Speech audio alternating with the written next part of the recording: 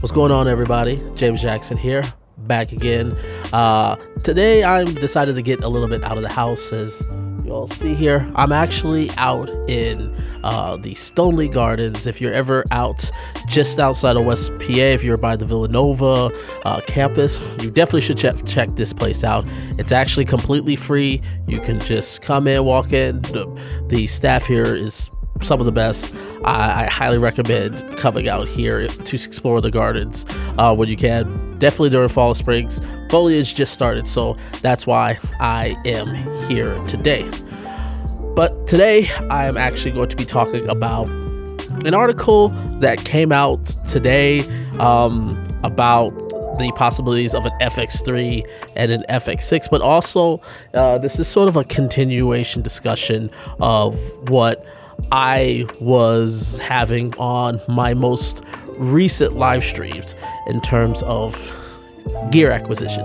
So if you're feeling some gas, this video is going to definitely give you some relief on your gas. Let's go into the article first. The main thing about this article that came out was basically this was someone who talked to a professional, someone who worked professionally in high-end Hollywood and basically is professional filmmakers and works in the space.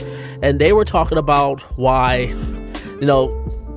rumors that are talking about an FX3 Mark II, they're basically saying there's no way they're going to release a FX3 Mark II before there's an FX6 Mark II. And the argument that they're making is that these are so popular cameras, the FX6 and the FX3, in terms of work and experience and having to get work. Having an FX3 Mark II before an FX6 Mark II, given the fact that the FX3 and the FX6 share the same sensors, would basically kill an FX6, mainly because you had a smaller compact camera with theoretically a better image in the camera.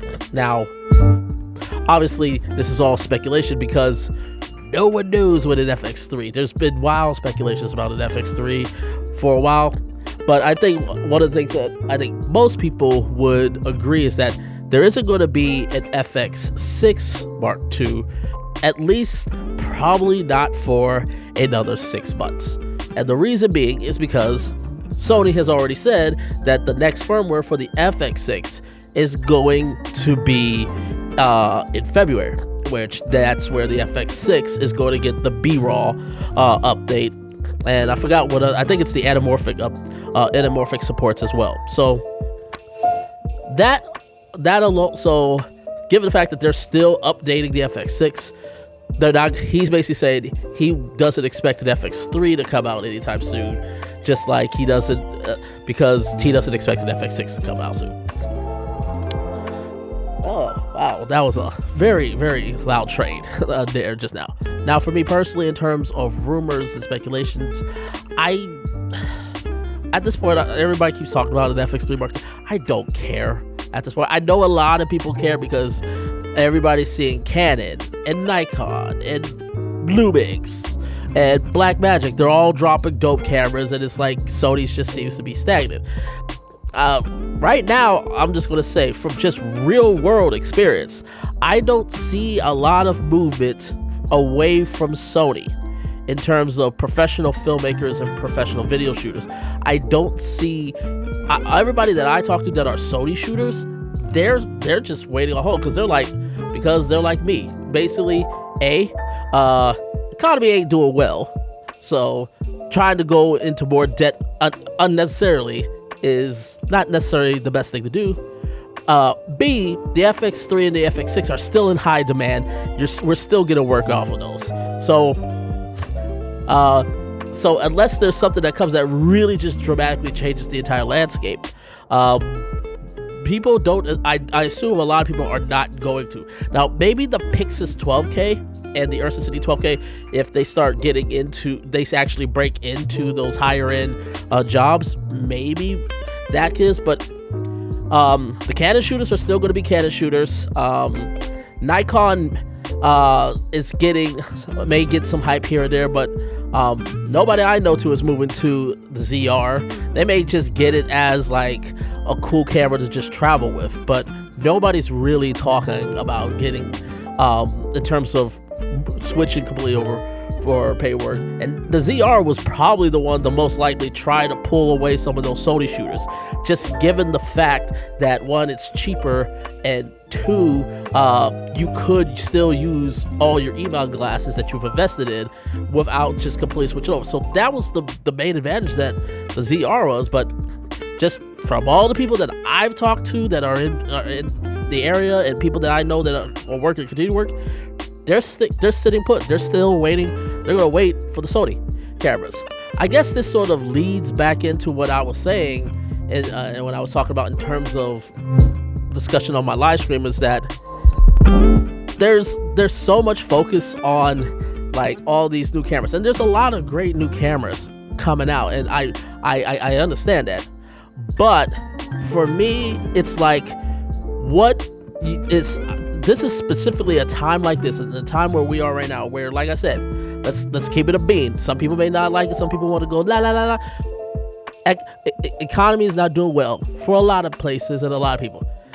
So it just doesn't make sense right now to why would you go ahead and put yourself into more debt when you got something that already works and no one's knocking you, no one's saying they will see something new.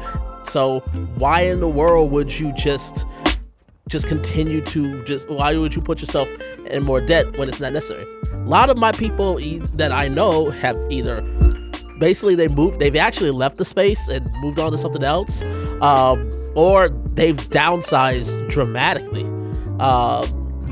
Some of them actually are holding strong, but it's very things are slimming down, so it doesn't make sense to just go into something that is not necessary. It's certainly not something that you can't afford.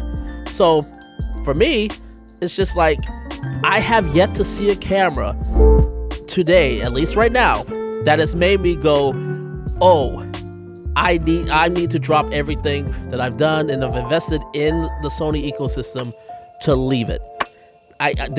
Right now there hasn't been a camera at all, not from Lumix, not from Nikon, not from Canon, that has made me want to switch. Now y'all know I am all about that Pixel 12K, but even that is not making me want to give that up. That's just been my dream camera, and so to finally have that within grasp, that is the exciting thing about it for me.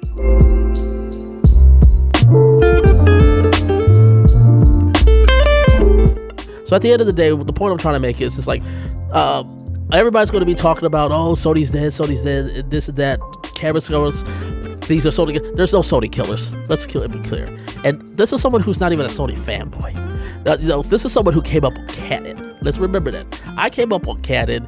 I've been a staunch defender of Canon. I still defend Canon on a lot of things that some people give gripes about regarding Canon. But I also know that Sony really doesn't have to move that much. The only thing Sony really has to do is just like put a firmware update to put OpenGate on the FX6 and the FX3, and basically everybody will shut up, if we're just going to be honest here. But these are my thoughts. I would love to know what you guys think. Let me know, leave your comments down below, and as always, make sure to hit that subscribe button, and until next time, take care everyone.